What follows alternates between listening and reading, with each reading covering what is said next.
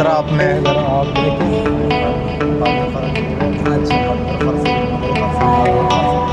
यहाँ पर काफ़ी एग्रीकल्चर है। वैसे हरिपुर जितना यहाँ पर एजुकेशन है या यहाँ पर इंडस्ट्रियल एरिया है, तो इसके साथ यहाँ पर एग्रीकल्चर भी काफ़ी ज़्यादा है। आप देख सकते हैं यहाँ पर शलगम, चुकंदर और